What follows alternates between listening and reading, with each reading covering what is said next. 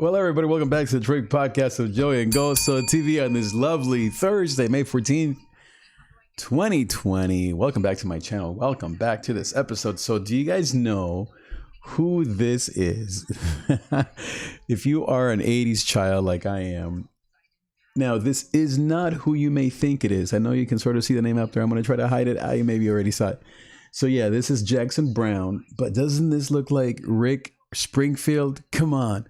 No, I'm thinking of another song, but you know, Rick Springfield, right? I mean, look at this coat that he's wearing. Is that a scarf? Oh my goodness, I don't know. I mean, the Don Johnson type of, remember these tees? And what is this? Corduroy? No, suede? I don't know what kind of fabric. I don't know all these names, but I mean, did your boyfriend, your husband, your friend, your high school sweetheart, maybe you, if you're a guy, didn't you wear these coats? I mean, look at this. And then, I mean, look at that. How awesome is that? That is a scarf, isn't it? He changed his t-shirt here for the second one. Look at the haircut. I mean, oh my goodness, Justin Bieber. See, before there was what is it? Being a believer, there was Rick Springfield. Now, this is not Rick Springfield, but it just reminded me of him, Jackson Browne. I had never heard of this guy. Jackson Browne, though. Look at the songs here. Disco Apocalypse, Holdout, That Girl Could Sing, Boulevard of Missing Persons. This was produced in 1980. So see, 80s kids, we rule the world. Now, I have a few of these albums. The reason why I have all these is because, you know, I'm a music producer. And so we'll get into the topic here this morning in a bit. And so one of the things I enjoy doing is sampling. Oh, the Amazon person's already here. One of the things I love doing is sampling records. And so I have all these records. I have this record player that's all USB, you know, all the techie stuff.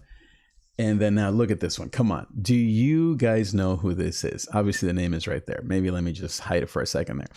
I mean, look at that pink dress before there was Madonna. This is Linda. Yes, you saw it. Ronstadt. I mean, look at that pink dress and that hair. Pat Benatar, the girl, Stevie Nicks from, what was the name of that band? My goodness. Whatever that band was called. Oh, yeah. I think we have to maybe move the cars. Oh, boy. I may have to go out there and deal with this. Okay. It must not be the Amazon, guys. So give me a second. I'll be right back. Okay. You guys keep thinking about the 80s and such. All right. All right.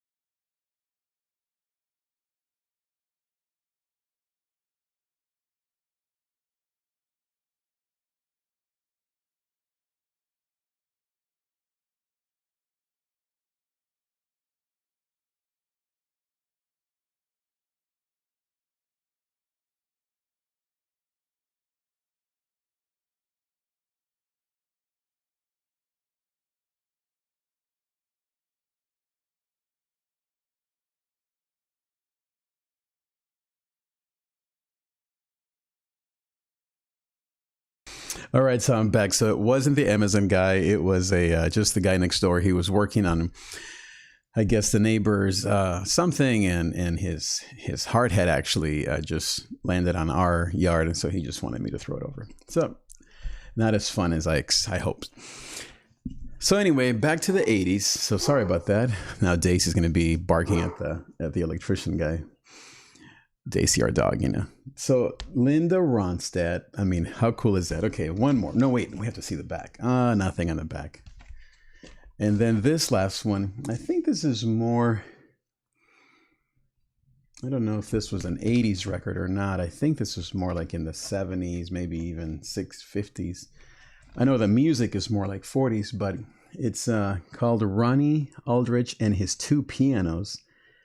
And these are all oldies. Like, let's see, Lieberstrom, Reverie, Story of a Starry Night, Till the End of Time, Story of Three Loves, Full Moon. If you grew up in the 40s and 50s, you might recognize some of those titles. I actually did sample, if you want to hear some of this music, I did sample one of those songs in that record, and I then made a beat out of it, like a hip hop type of, I don't know if you've seen Rhythm Roulette, but there's this program on TV. Anyway, if you want to hear my sampling, or what they call flip of one of those songs, a sample from that record, just think Kanye West. Okay, he does this a lot. Then go to my SoundCloud. I think it's just D Trigg or David Trigg, and you can then hear my sample from one of those records. I think it's called Just Me or Just Call Me or something like that. Anyway, so I don't know if anybody's here. Maybe everybody left. Maybe everyone is bored. Maybe you're out and about. Maybe we lost my audience of one normally because of the guy there next door. But either way, thank you again, as always, for being here. I'm going to just give, I guess, the stream a few more minutes to see if anybody joins us. Anybody else? We have, I think, a couple of people here. So welcome. Thanks so much for being here. So that was fun. But I did want to actually get into the topic for today about safety, security, and stability, and where did it all go? And I want to just briefly, just catch up, kind of a daily check-in, as I like to do, offer you, of course, some training on how to kind of be aware. I don't know what that was. I'm just looking over some noise, making sure my Wi-Fi is still working. And just being aware of how, especially if you follow me and if you are a fan of the show, how there's so many of us that are wondering, where did the stability that we had, or that, we sort of had, right? Where did it go? And it maybe it hasn't yet affected your bottom line financially, or hopefully, of course, nobody is dealing with illness with this bug, but definitely the mental aspect of it is always there. And so the safety net of thinking that everything was good is gone. The security that everyone around you was going to be fine is suddenly gone. The sense of stability that normalcy brought you, just going to the mall, getting your haircut, going to the movies, spending money, that has been removed, and we're going through this grieving process that is very, very interesting. And I actually wanted to walk you through the stages of grief. If you are a fan of this show, once again, I want to welcome you and say hello. We're talking about kind of how to handle the stability or the lack of stability that we all feel, and kind of how to be, at least for me, I am one of those people, I'm looking up a few things here, that I'm not one to hide or to ignore or to somehow even pray away my feelings. I'm not saying that people should do that or shouldn't do that, but I am someone who is very comfortable with what some people would call negative emotions. And some people, they will criticize me for that. They will think that I somehow lack faith and that there's something wrong with me. And I'm not saying that all those things aren't true. There's definitely always something wrong with me. But what I mean to say is that I'm not a kind of person that is trying to fix myself before I come and talk to you. I'm not the kind of person that is trying to, get it all perfectly before we can even talk. So we're going to just give the stream here a few more minutes to see if anybody comes online. We have kind of a in and out kind of audience. And so let's see here if I'm going to just, while I do that, or while I'm waiting, I'll just kind of look up some stuff that I'm looking at here. Welcome, by the way, to the show. Always great to have you. Yeah, I think this is probably the, I don't know if that's the best one. I like some of these that have more of a, they kind of have a picture that goes with it. I love pictures, Pictures, they help a lot, right? I don't know why everybody left. We had like 7 people here a second and everybody's gone. They're like, this guy's boring. I am sorry I'm boring. Let's see, where can we find something a little more interesting, right? I wonder if this is okay. That one's not quite as good as I wanted it to be. It's funny, we had like 7 people here and then everyone left. Man, it must be boring. Maybe everyone left when I left to see the neighbor there. Let's see here.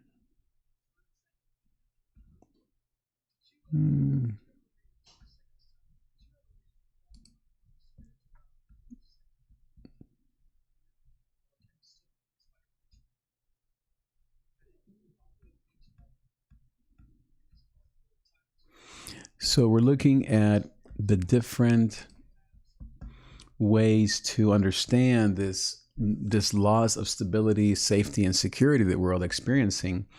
And I want to talk about the different stages of what we call grief, so that maybe you can put yourself in this and, as I said, just begin to understand where you're at, and of course how to then grow and how to manage yourself or your children or your partner better, your wife, your husband. And so, as I was saying earlier, the reason why this is important to me, what's up, Izzy on Twitch? Yeah, right now we're doing more kind of a spiritual work, and then maybe we'll do some of the music maybe later tonight. But thanks for being here, and we will definitely do some of that later tonight. But right now we're talking a little bit about kind of neuroscience and spirituality and some of the things that are on people's minds these days. That is very important. So I want to go through some of this here. I'm just getting ready some images for you guys so we can go through some of these things. And I'm going to just give the chat a little bit here longer to see if anybody does come into the chat.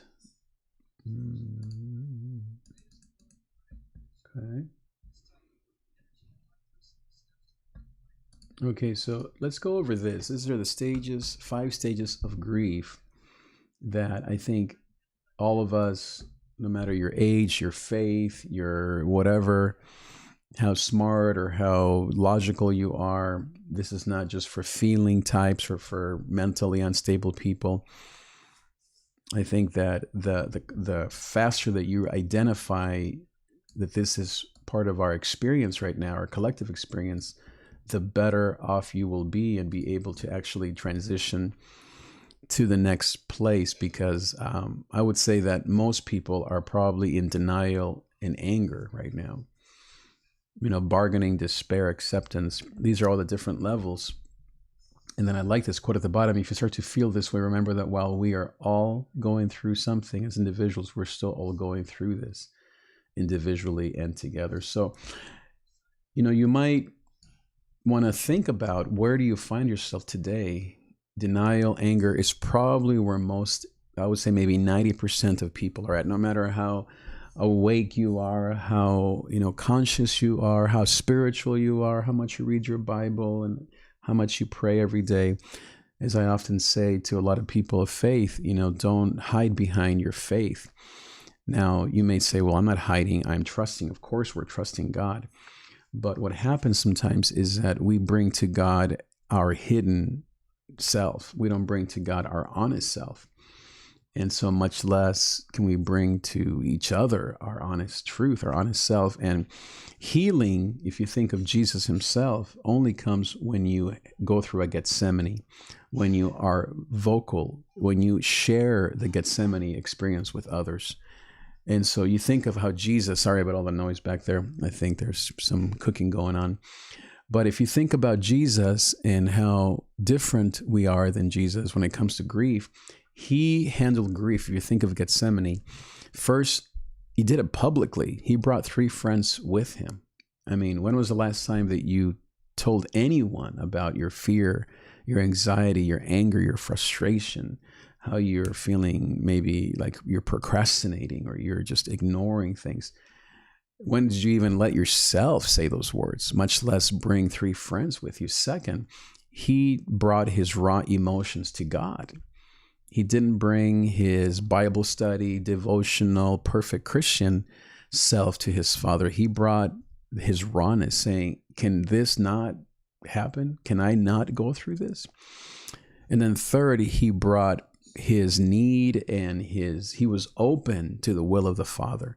He didn't bring answers to God. He wasn't telling him what he wasn't telling God what to do. He was open to whatever the Father was telling him. And so right now, the Father is telling us we have to keep going through this. We can't just pray it away. We can't just be mad like that pastor in Chino Hills and say, the government, or, those liberals, or, this horrible state. And, that's what people of faith will often do. They will move to anger. And I don't think it's a righteous anger. It's just a fleshly anger, especially if it deals with politics or with racism or with fear of money and who's stealing my money and who's taking my rights away. Especially here in the U.S., it's something that we shouldn't be worried about, and so we need to move towards that place of self-awareness. And I would say a lot of people of faith are unfortunately, very disconnected from self-awareness, very afraid of being self-aware, very even, I would say, against self-awareness. And yet the Bible clearly says to know thyself, to search me, O Lord. But we really don't want to go to counseling, talk about spiritual direction. We don't want to talk about spiritual journey. We don't want to talk about grief. We don't want to talk about denial. We just want to be praying and reading our Bible and quoting verses and praise the Lord, or maybe, praying against darkness and Satan. And don't get me wrong, all those things are a part of the process, without a doubt.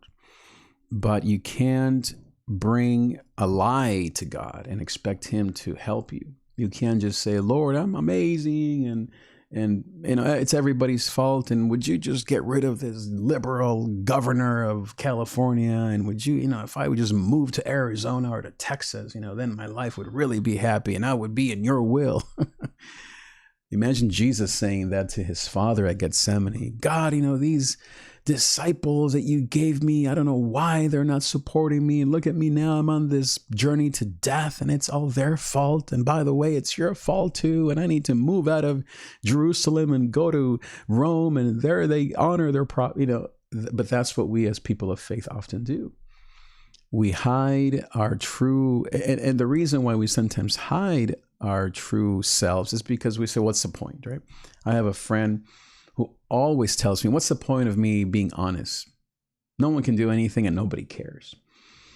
That might be true, but there are some people that do care. I actually do care.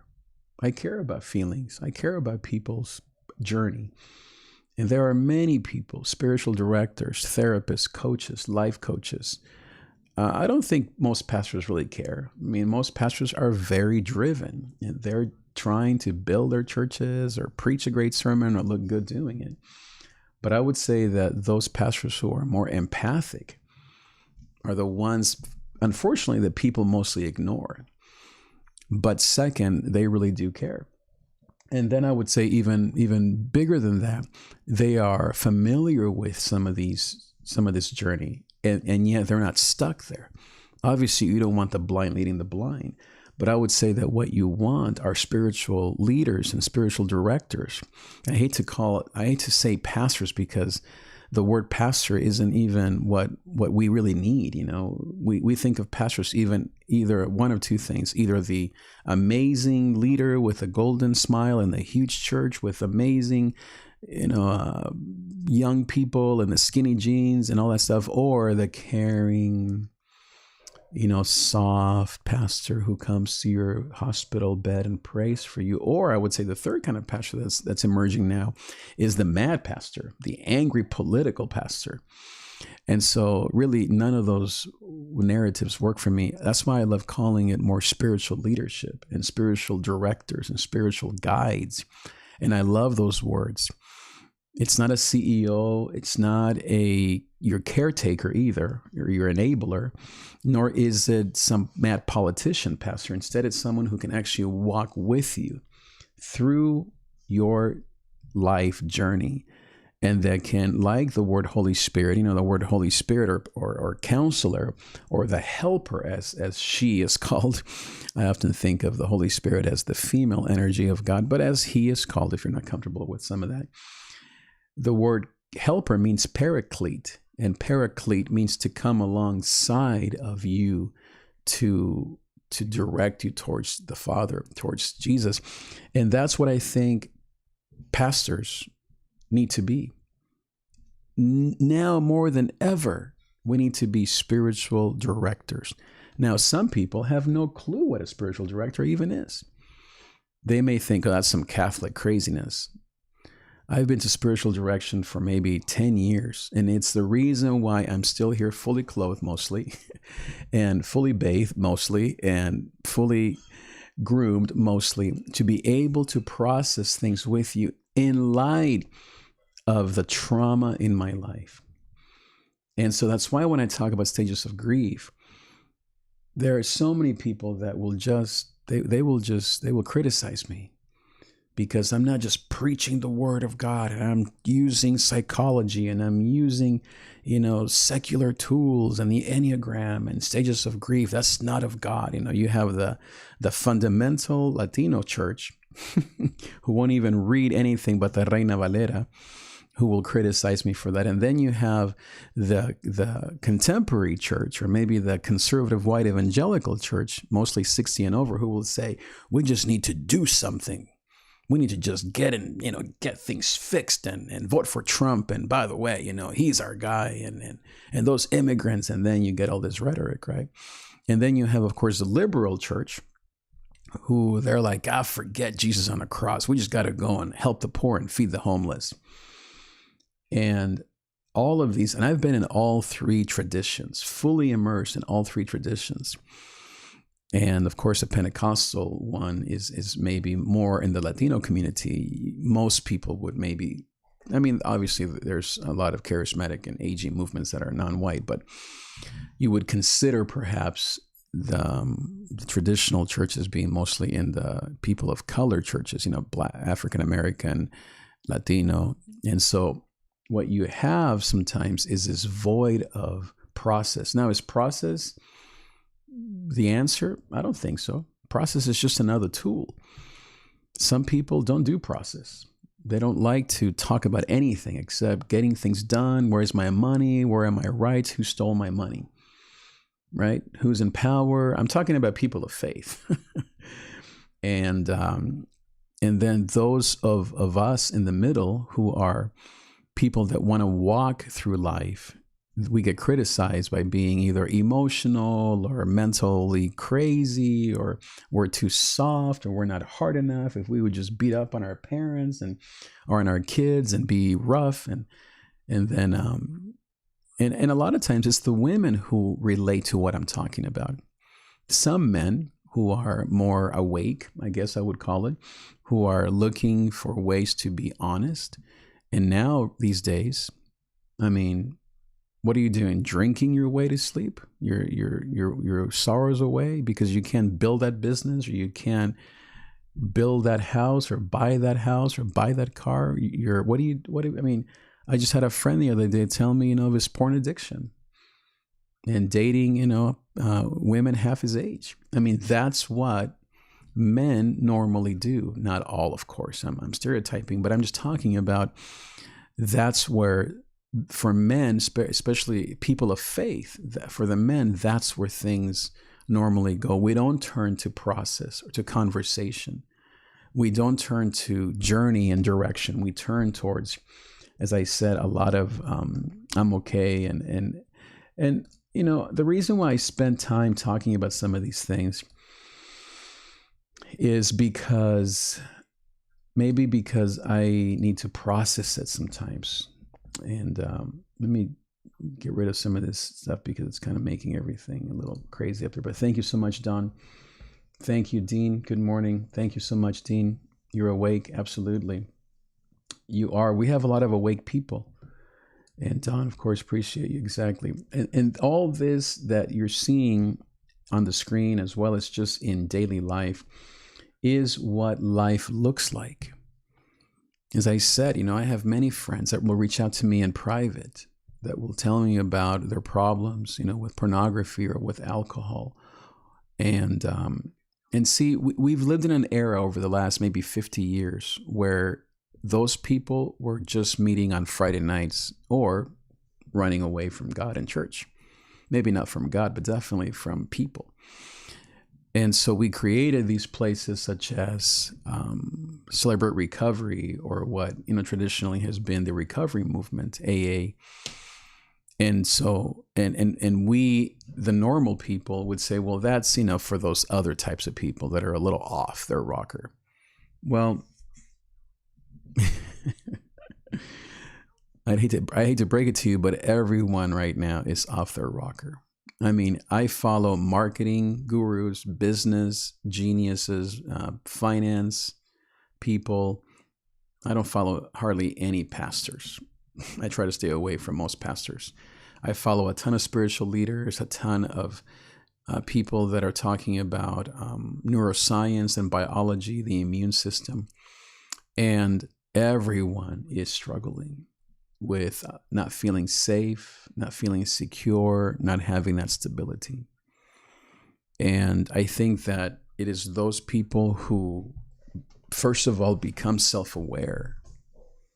Now, here's the second thing, that don't descend into despair and don't give in to those habits.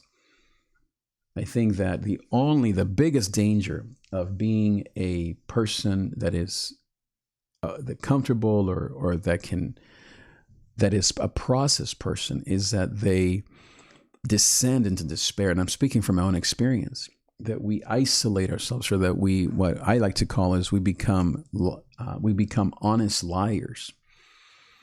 Not, what's the other word? Not prolific liars, or not psychopath liars. That's another problem. But honest liars, where we're constantly lying, but yet we're honest. And so, and if that makes sense, then you know what I'm talking about. And so I think the path towards transformation is one of relationship, of surrender, of honesty, and of journey. And so that's why in that particular drawing, or that image that I showed you, there's so much honesty in that. Let me just show that here for a second again, because it's exactly what people are dealing with. And I think one of the dangers of most people, including everything, is, I start with me, is that we think we're so awake when really we are so asleep. I would probably bet that most people that I would show this image to would say, "Oh yeah, I'm beyond this. I'm in the A+ category. I've already gone through denial, anger, bargaining, despair. I've fully accepted this." And what happens is that if you move through this quickly, then you know what really happens is you keep spinning your wheels. You're in denial. You're in anger. If you're acting out in some hidden way or in some very public way, then it's because you're not really awake or accepting of your reality. You're stuck in denial and anger. you're actually stuck. You know what acceptance actually feels like? I have no idea. Because it's something that I'm trying to get to. I know what denial looks like and anger. I know what bargaining and despair feels like. I think all of us do. But then again, most people in the church, out of the church, they will move towards, if they even look at stuff like this, they will say, oh yeah, I'm fully accepting and in the Lord and walking with the Spirit, brother. What's wrong with you? And now let me say something. There are maybe 1% of the people that tell you that truly are there. Maybe 10%. It's almost like a gift that they have. I think we all know those people. But the other 90% are just lying. They actually are in that second stage of denial or that first stage of denial.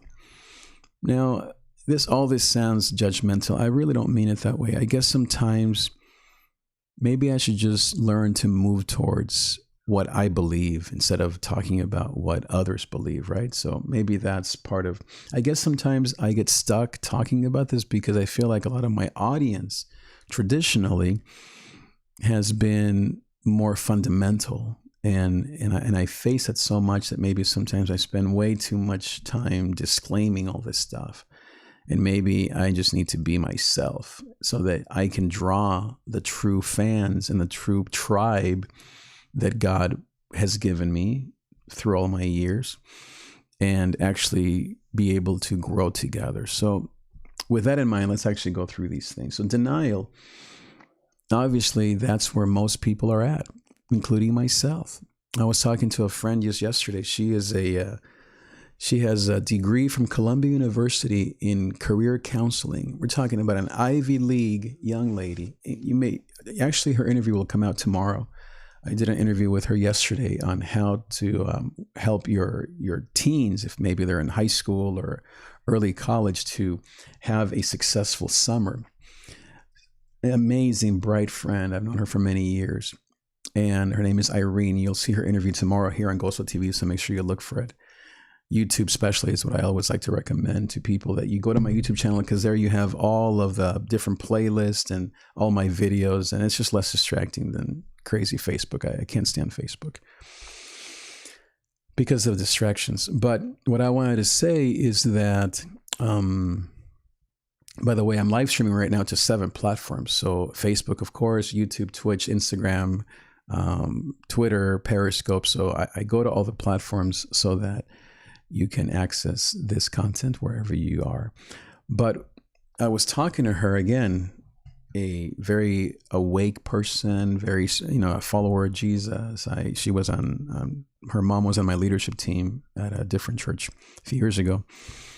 And we were talking yesterday, and you'll see her in her interview tomorrow. She was telling me how she's a counselor at a pretty high-end school, how 90% of her parents are fully in denial. And we're talking about parents with a ton of money, a ton of means, that maybe you would think that they would be the most relaxed right now, right? If they would be saying, okay, c'est la vie. We will go with the flow. After all, we have all the means. Nobody in my family is sick. We live in this huge house. Maybe we have an online business. We're not really affected. And yet she was saying that 90% of her parents are fully in denial, literally demanding that her school, like 3,000 kids, have a graduation tomorrow, exactly as it was last year, because their kids are suffering. And we have one son, our son, who's 16, who's a junior. And then we have our 2 daughters who are first and third year in college. So it hurts to not have them experience some of these things. But my point with all of that is not to criticize someone with money or no money or parents. No, that's not my point. Is the denial that we're all experiencing. And denial often feels like my right. Most people, denial feels, that's why it's so close to anger there on that slide. It expresses itself in anger. For some people, it expresses itself in acting out, in overachievement, in wanting to do a million things. And this is where sometimes a lot of the people that I work with, I talk to them, and when I hear or I sense in our conversations that they're in this hyper mode, that often is denial. It's just that anger is just not what everyone experiences. Again, going back to the Enneagram, which I coach in, and I'm a certified coach in mental health through the Orange County Health Department, and as well as in the Enneagram, just from my own learnings and studying. Anger isn't what all of us feel. It depends on your center of intelligence. For people that are in the head triad, and I may go into the Enneagram here a little bit, and those are the 4, 5s, and 6s, basically. No, excuse me, the 5, 6, and 7s. There are 9 types, and I don't want to go into the whole Enneagram right now, but there are many other trainings. Again, Facebook is terrible for videos, but you can go to my YouTube page and you'll see a bunch of playlists there: Enneagram training, mental health training, some of this inner life training, etc. You can check it out there. Just type in my name.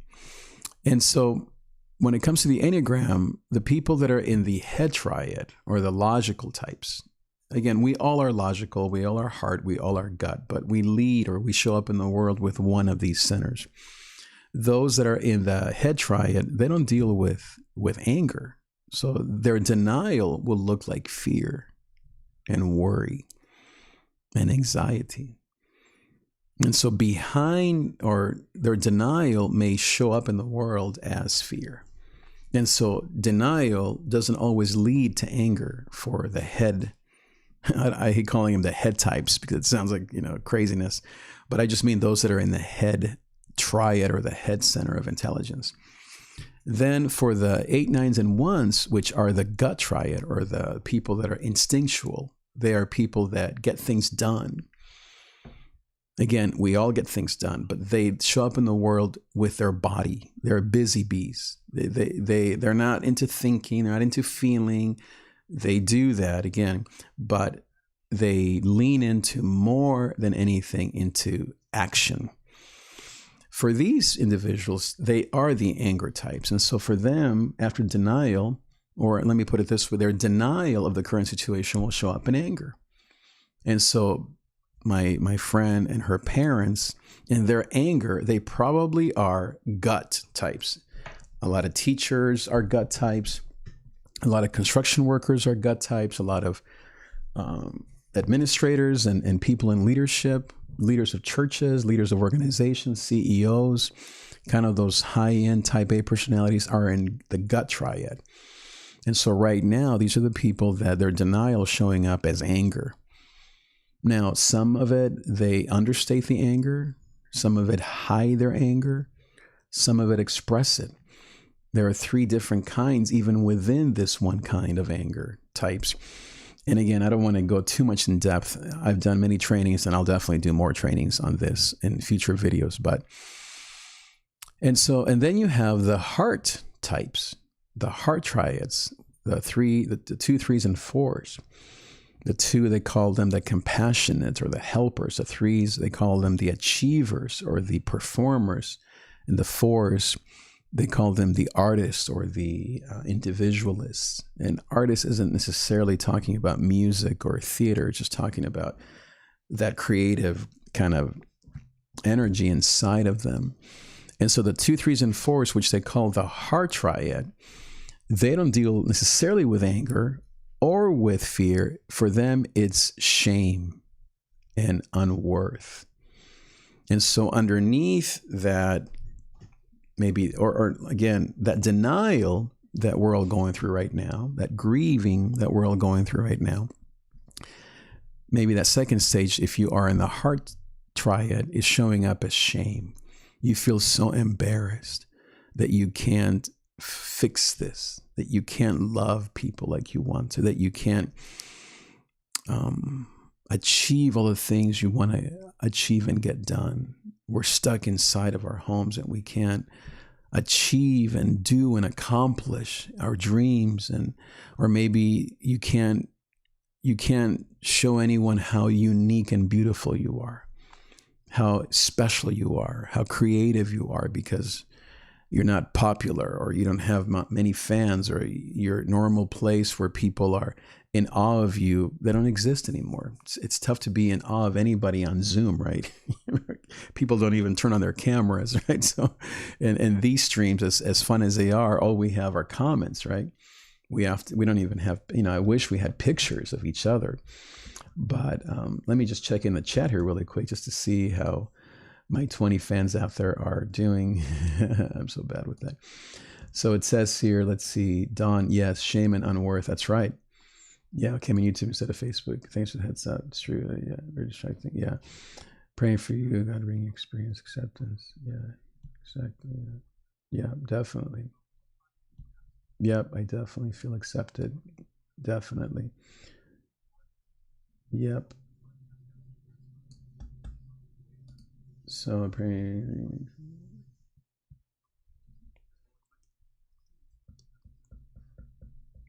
Yes. Yeah, so thank you. And that acceptance is one of those things that I am learning, and as I was saying just in my desire to be vulnerable with you. Thank you so much, team. Is that constant it's an endless pursuit. And the more I talk about it, the more I realize what an empty pursuit it is. So thank you for that. And yes, Don, yes, shame and unworth. Yeah, exactly. YouTube is such a great place. And so make sure that you subscribe and comment. As I said, it's just more clear or organized, I guess. I have different playlists and all that stuff. Exactly. Yeah, definitely. I know it does. And so the power of, back to, I guess, the grieving. Thank you, Dean, for that. Thank you. I definitely feel like it does.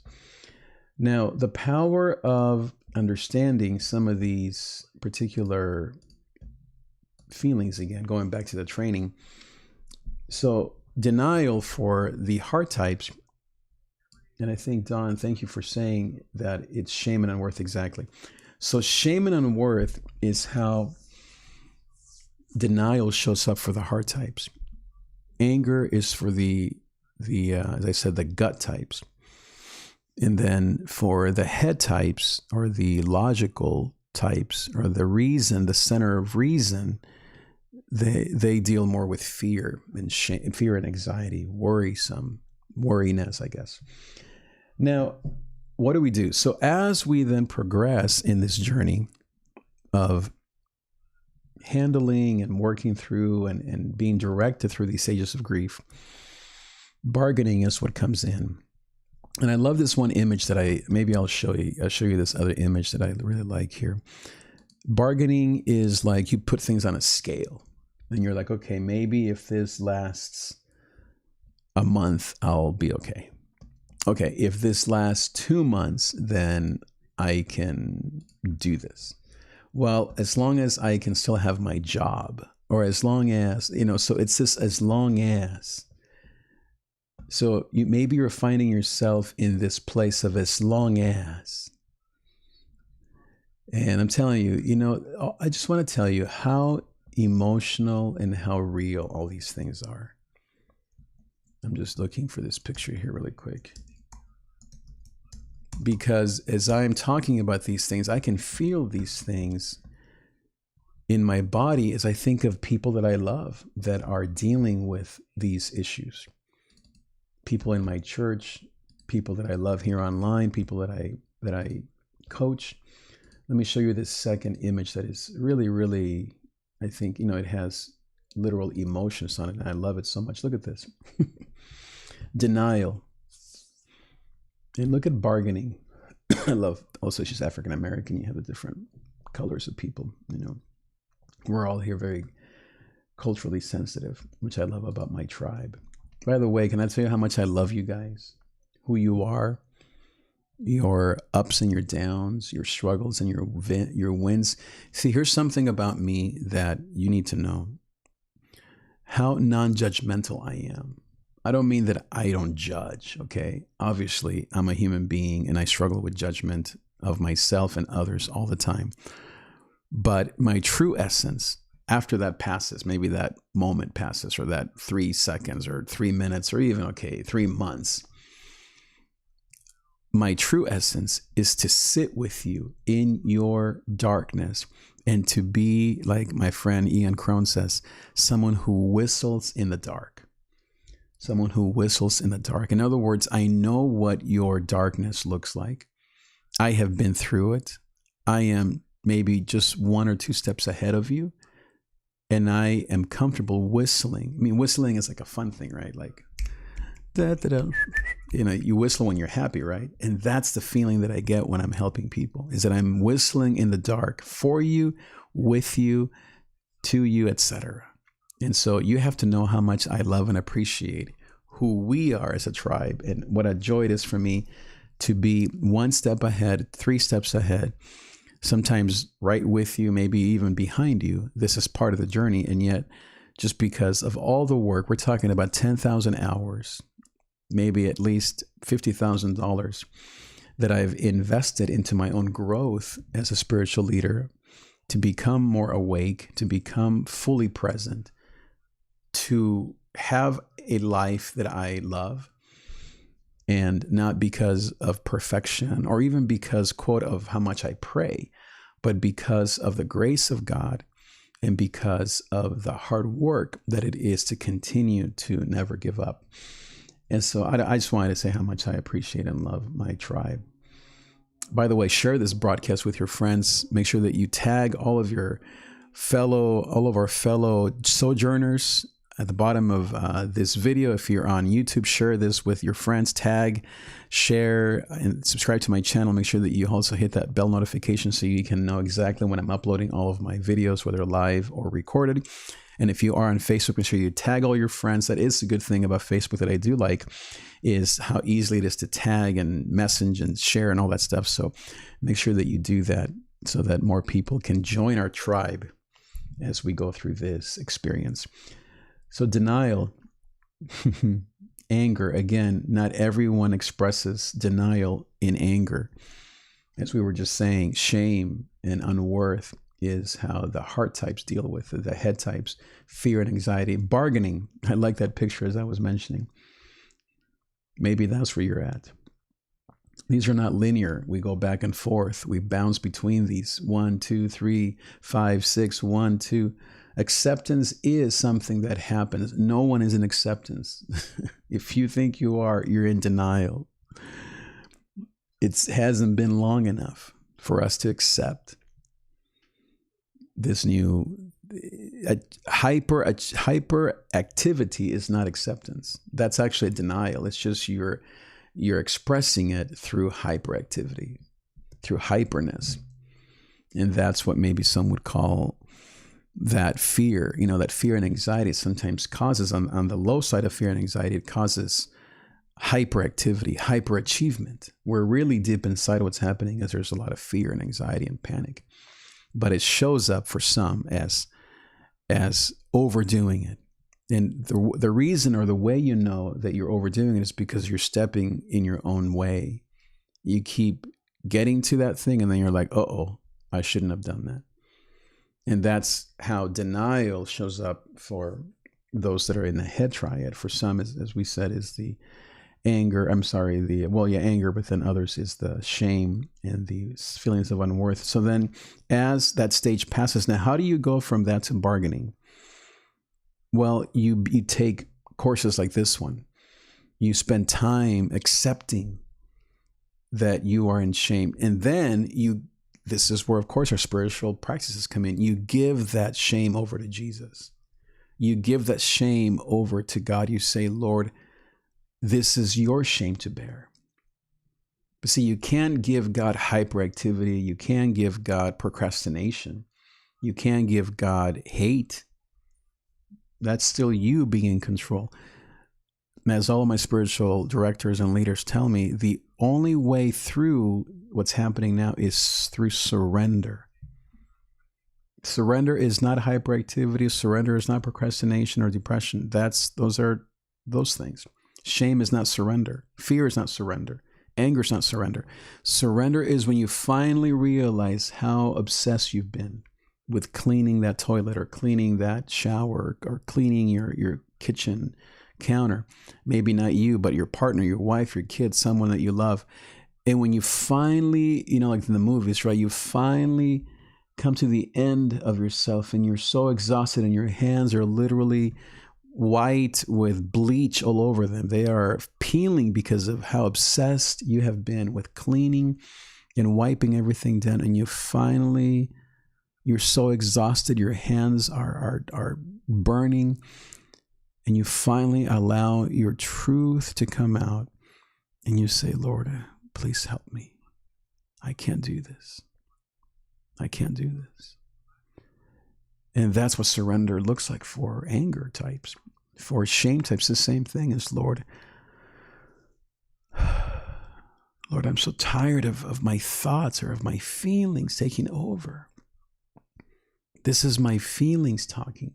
You have to look at your feelings when you're in the shame triad as, I'm going to say it this way, okay? There are two ways to look at feelings: as an aid and also as an obstacle. They're both and, like anything. But for this exercise, I want to encourage you to look at your feelings as disruptive, as unhelpful. I said this in the training the other day. For those in the feeling triad, you have to move towards the other arms, towards your helpers, towards your training wheels. I had this diagram the other day. By the way, I'm doing a free training tomorrow at 10 a.m. here on Goso TV and all these networks. It's a free webinar, but you have to register, where I'm going to go through all this, but with slides and pictures like these, but even more organized so that you can really, and then at the end of the training, it's all free, of course, you're going to be able to download the slides so you can actually have them in your phone, all these pictures and stuff. So you can register at davidtrigger.com/free coaching, davidtrigger.com/free coaching. Tomorrow's webinar at 10 a.m., we're going to be talking about inner peace and how to experience inner peace in light of this opportunity, this crisis. So I was talking about how for the shame types, you have to get to that place where you are tired of your feelings. See, the feelings for those in the shame triad, it's their addiction. It's almost like their security blanket, their right. Even though maybe they know that some of these feelings are harmful, obviously suicidal thoughts are harmful, obviously envy, obviously deception, or envy. Obviously we know that those are negative emotions. They don't do us any good. But it's not until we realize that behind all of our kindness, there is really a true envy, or maybe even a true sense of self-righteousness, or that the world owes us something. See, this is where being in the heart triad is very difficult sometimes for those in the heart triad. Let's say for the twos, for those who are the helpers, their deadly sin per se, or their vice, or their shadow self, as different traditions call it, is envy. Really, that heart to love others, when under the influence of darkness, thinking now spiritually, when Satan, our enemy, is near, and I mean, there's so much that I want to teach you. Every one of these deadly sins has an entryway. I'm going to say it this way, I'm going to say it bluntly, you're allowing that darkness to enter your life through a certain habit, action, or thought, or even a person. But anyway, this is like getting really now into the premium content. So much good stuff there. But for the heart triads, for those who are compassionate types, they often deal with envy. For the achievers, they often deal with deceit, self-deceit mostly.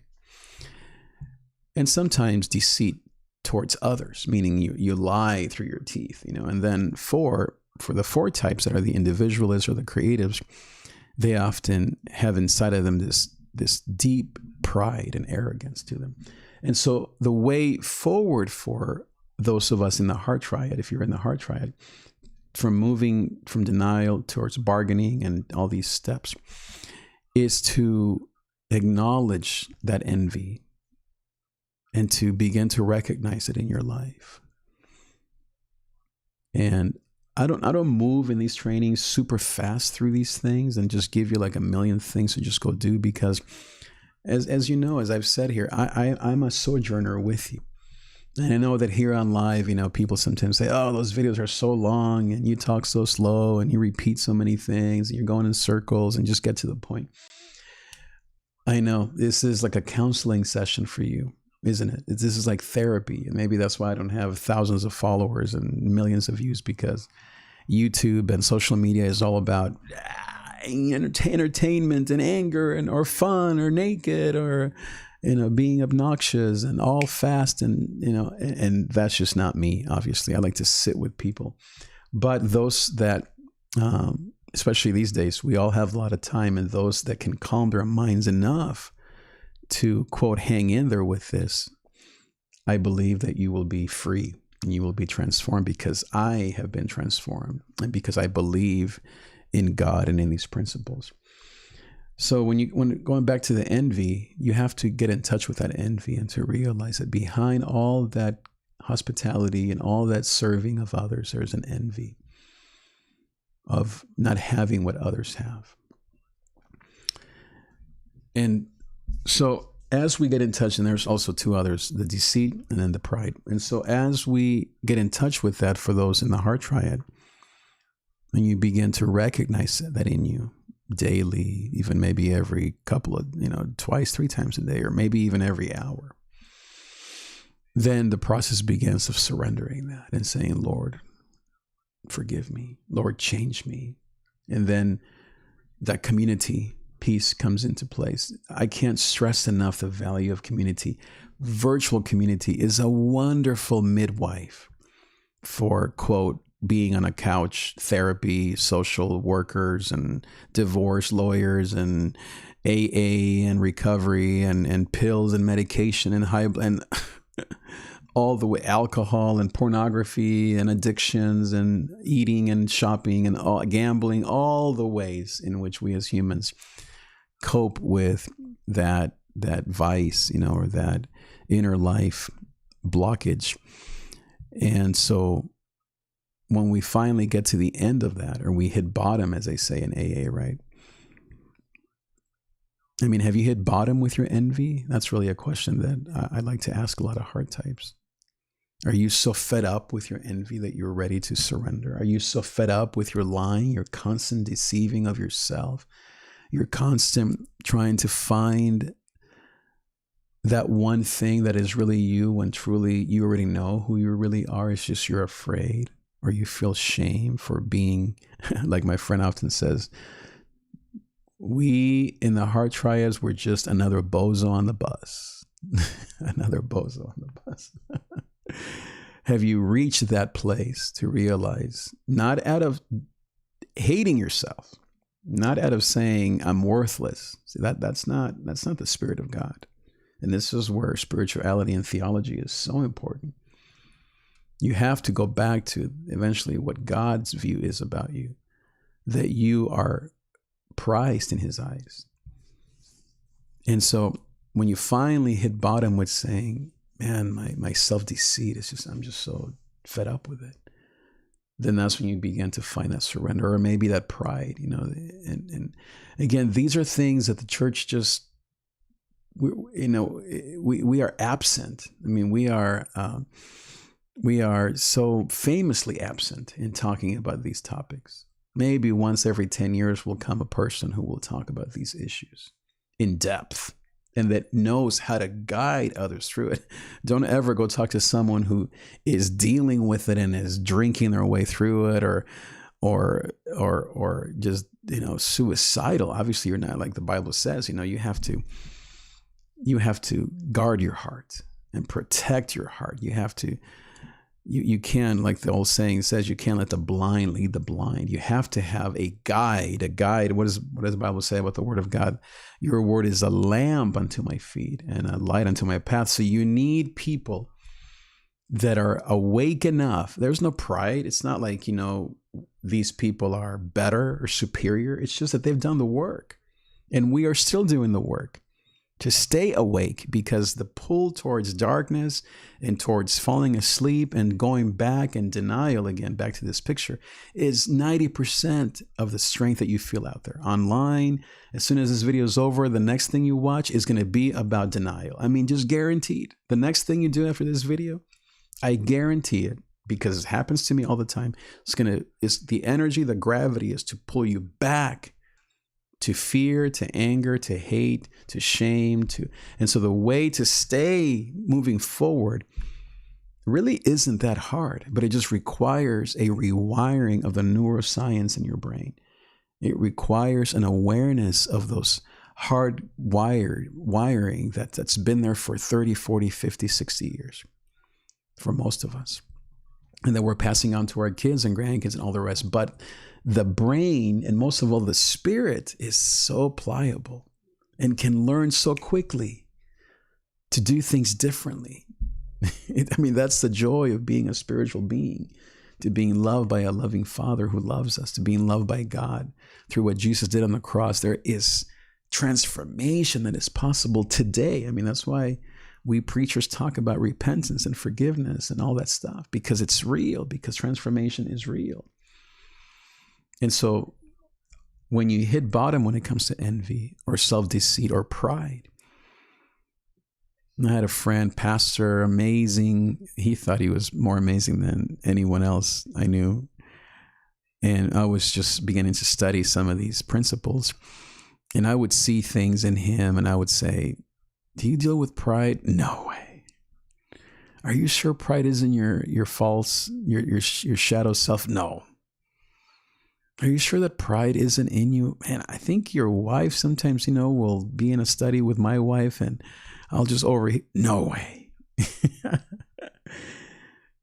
And that's what happens with us as, again, I'm not going to call it spiritual, but as believers.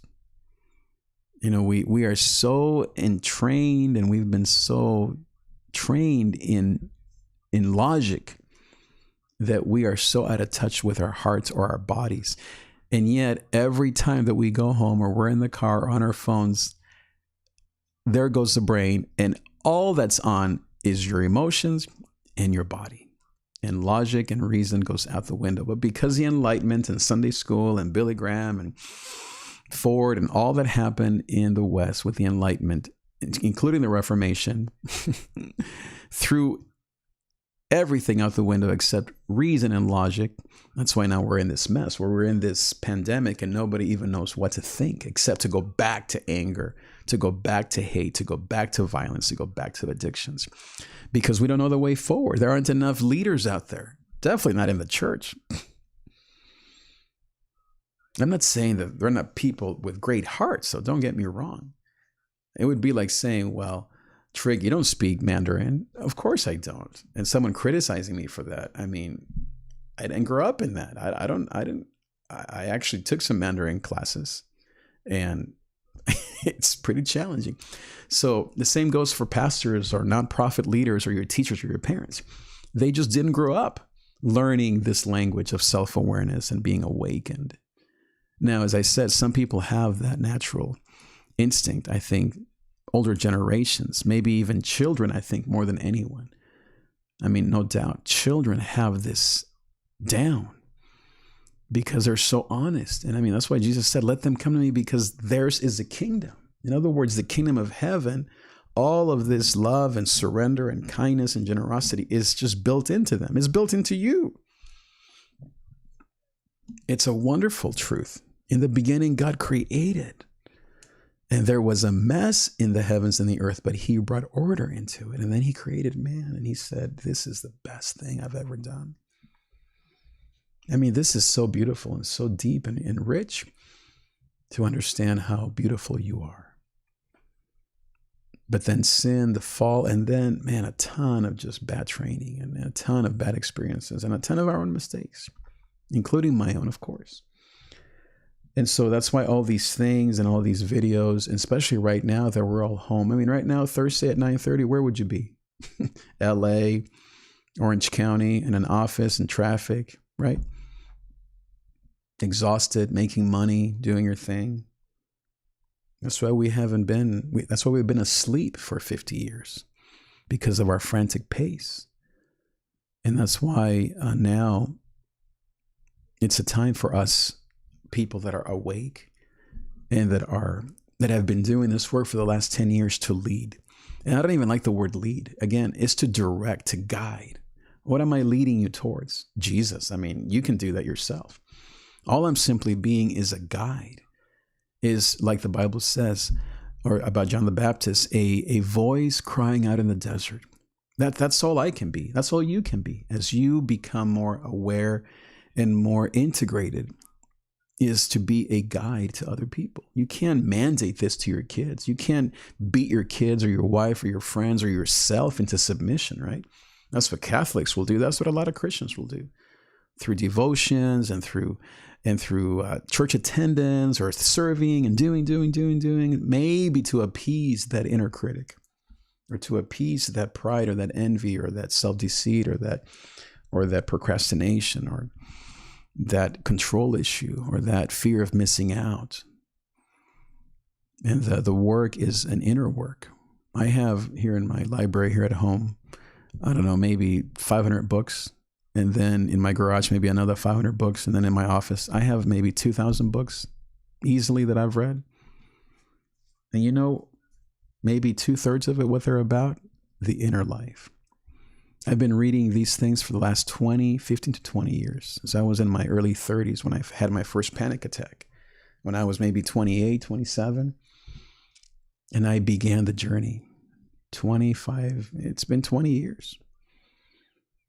I began the journey away from doing and knowledge and fundamental and dogma and being in the right church and being a good Christian kid, all the things that, of course, I value and I grew up with. And they had, and they still to this day have, they guide me back. They still bring me back. Like my father-in-law once told me, is theology is like the tracks, or doctrine or dogma are the tracks on which to put your train on, because many of us are like a train, right?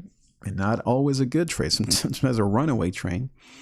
We have to have those tracks, but those tracks, they're not just there magically. You have to have someone lay down those tracks with you. Have you ever seen a movie where there are people laying down tracks for a train? You're talking about a lot of hard work. I have my family, my sister-in-law lives right next to some track rails, whatever they're called, train tracks. There you go. It's my Spanish. I sometimes say things backwards. Gozo bell right there. Gotta put my hat on. We need to dance. So tired of this. I'm just tired. We need to have some coffee. We need to dance, get up and dance. Celebrate. Come on. You can't take this so seriously, guys. You have to laugh. That's why I have my goals. You know, I have people criticize me. What kind of spiritual leader are you with that stupid hat? What are those dumb mugs doing back there? No one takes you seriously. I'm like, great. I don't want to be taken seriously because I don't know what the heck I'm talking about. I'm just another bozo on the bus. That's why I wear my hat. This is not, what do they call it? Cultural appropriation? I come from this, even though I'm not from Mexico, but this is my people. I'm not making fun. The whole point is gozo, joy, you know. Though there's pain in the night, you know the saying, gozo comes in the morning. Don't say joy. Okay, we say gozo here. Gozo bell, gozo hat. I should wear my full-on gozo. You know that I have a gozo cosplay outfit? By the way, you got to check out tomorrow's interview because this amazing Yale graduate or Columbia graduate counselor, she's also a cosplayer. I didn't even know what cosplay meant until she explained it to me in the interview.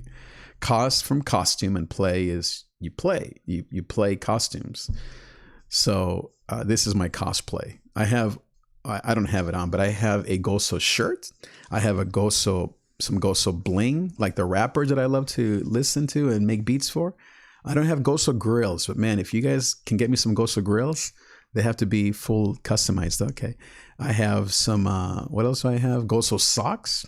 I have a Goso mask. You know how like marshmallow, I meant. I've been listening to way too many spiritual podcasts, talk about not those kind of mushrooms, but about eating healthy. I'm not into that, okay?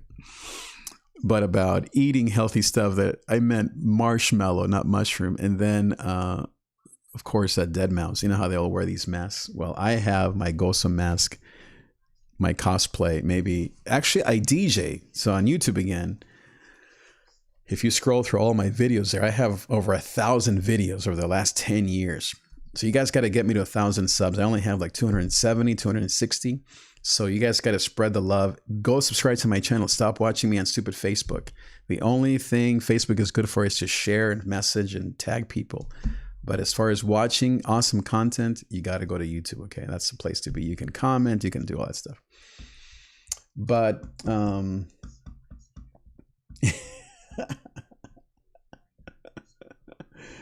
yes, Don, I've always experienced you this way. If then, I've experienced that way.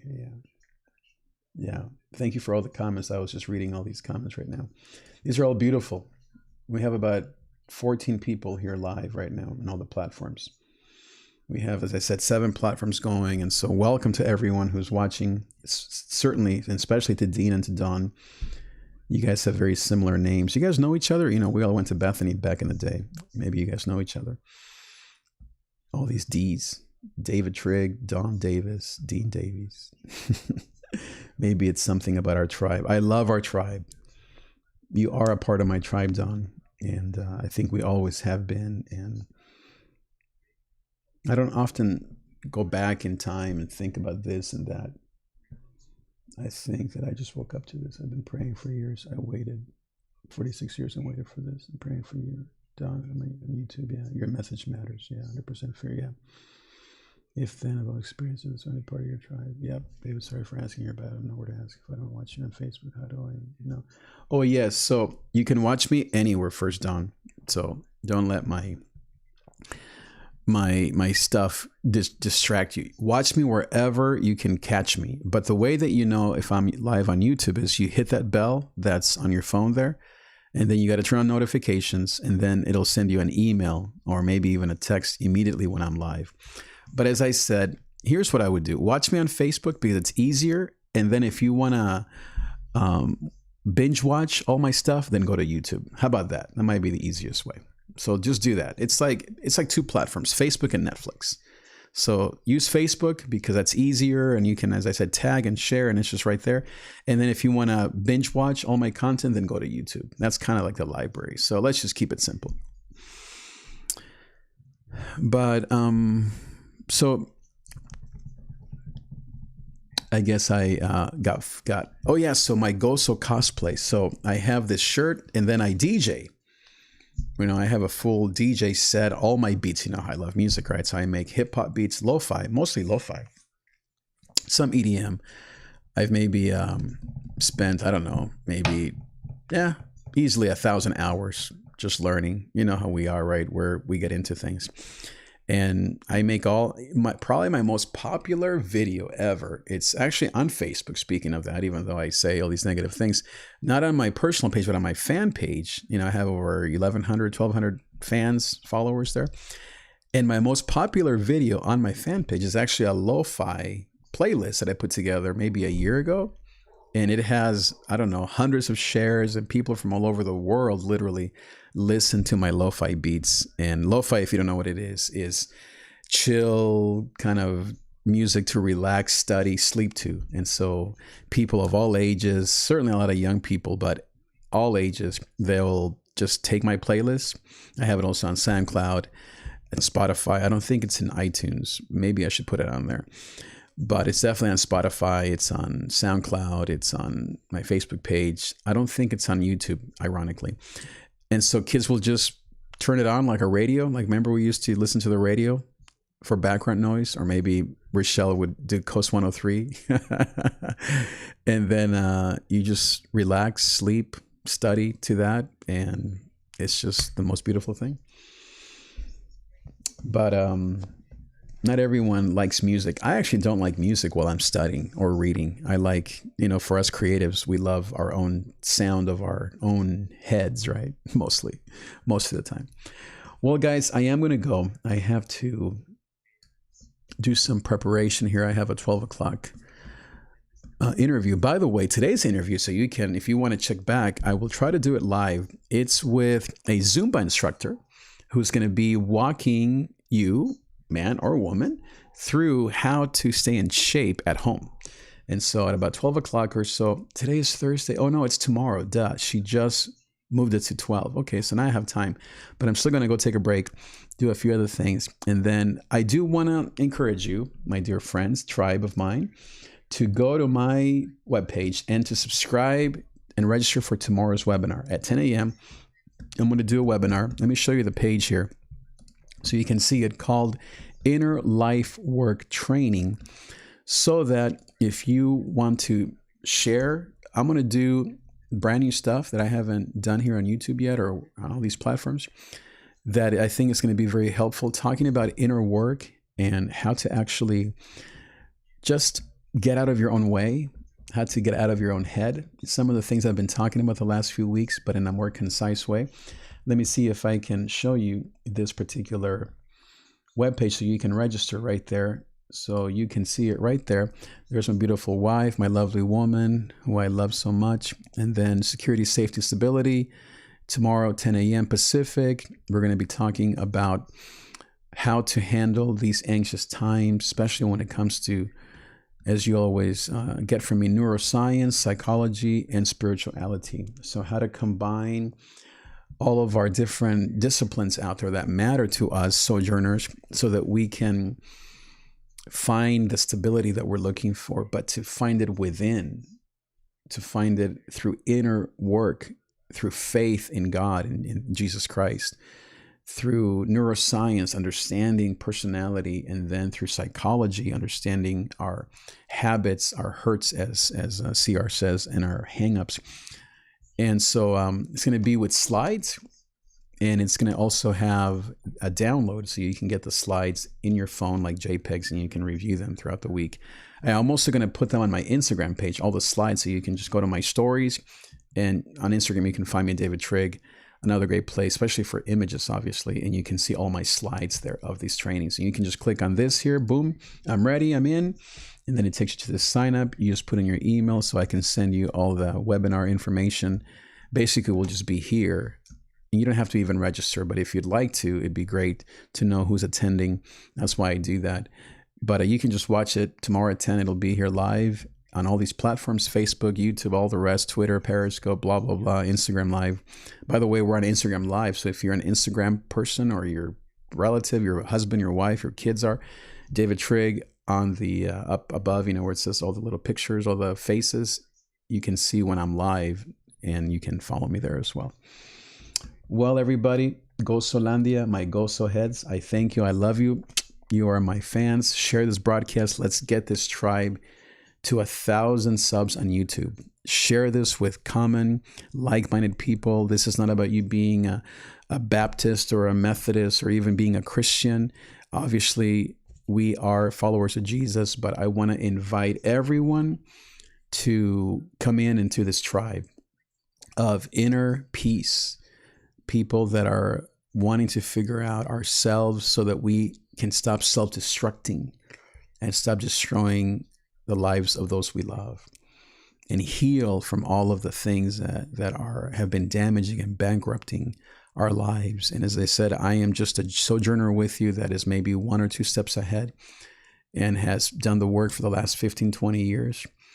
And my wife, my life, my beautiful wife, and our kids are both the blessing and also receiving my bad habits, but thankfully and hopefully they're receiving the growth that I'm experiencing and have been for the last 15, 20 years. A faithful work in this, of love to my wife, of commitment to my faith and to personal growth. And these are the things that really matter to me and to a lot of people these days. And so spread this message of joy, of gozo, We will have fun. And as I said, yesterday, we are going to have more guests. Look for that interview maybe later today or tomorrow with my friend talking about study habits for young people in high school and college. And then look for my other friend who's going to be on tomorrow at noon, right after our webinar, talking about Zumba and fitness. And then next week, I have a nutritionist that is going to be talking about just healthy eating and how you can increase your immune system so that by eating certain foods around the house, so that you can raise your vibrations of what you eat or of your body through what you eat. And then I have actually my another one coming up, I think next week sometime. She is a licensed marriage and family counselor, and she's going to be talking about family dynamics and how we can all learn to cope with each other, love each other more, whether it's with your kids, your partner, your husband, wife, your roommates, friends. She's a MA in counseling, gifted woman, and I love how she talks. And then I'm trying to sign up this friend of mine who does Enneagram training. She's, I think, in Vancouver, Canada, or in Ontario, somewhere up there. And she's another licensed Enneagram coach like myself. And I just love to hear different perspectives on the Enneagram so you guys can benefit from all that. So lots of fun stuff coming up, all things that matter to us, all things that I'm doing to try to grow this service to you, this impact to you. You can pray for me as I try to balance all these things, but I'm really focused on this one channel here, Gozo TV. Gozo, as you know, means joy, because I believe that though there's pain in the night, and I know that there's pain in this night, Gozo comes in the morning. And I also, in 2013, you may or may not know, I held a conference at a friend's church here in Long Beach called the Finding Grace Through Anxiety Conference. I brought my therapist. I brought actually two of my therapists. I've had many. I brought a nurse, and I also brought a local artist. And I brought, who else did I bring? Oh, a taco lady, of course. I mean, come on. My mom was there. I thought we would have 6 people in the pastor's office. We had 100 people show up. It was overwhelming. 2013, before anyone was talking about mental health and walking through anxiety and walking through these valleys. I mean, as I said, I've been working on this for 20 years. And by the grace of God, I've had the joy of serving people through live streaming. I've been live streaming for almost 7-8 years, podcasting for almost 15. All I mean to say by all that is that this is very important to me. And this is something I've been committed to my whole life in many ways. And now I can't wait to share it with more people and to have more guests on here to build this platform. And my goal at some point, maybe sometime next year, would be to be the Netflix of inner work. And that maybe you would subscribe to this $10 a month to get premium content. You know, of course, most of it would be free, but as a way to sustain these tools and cameras and lights, you know, these things burn out and computers get old and all the rest, to have a subscription maybe sometime in 2021 of $9.99 per month, so that you can go to all of these platforms and get exclusive premium content in different topics that you're interested in, so that whenever you're at a place where you need this, or a friend needs this, or your child needs it, you can go to that library that is like YouTube and Facebook and all the rest, and have it be organized, have it be exclusive, have it be premium content with all these different guests for a fee of $9.99 or something like that, very low, just to pay for the cost for all these different tools and internet and all the rest, and to be able to build a tribe, build an audience of like-minded people that really love, they want to succeed in life. You know, we are achievers. We want to change the world, but we also have this inner life that sometimes gets the best of us, and we don't always know what to do, and we're confused. We hear so many things. We hear so many preachers and videos and podcasts in our own minds, and we just need not someone, I'm not that person, but guides. I'm one of many. But I want to be at least one of the, maybe the kindest voices, or just simply to be a voice that cries in the desert that says, prepare the way of the Lord, because the Lord wants to bring transformation and healing and peace to every one of us. I'm committed to that. I am convinced. Okay, my dear friends, ya me voy.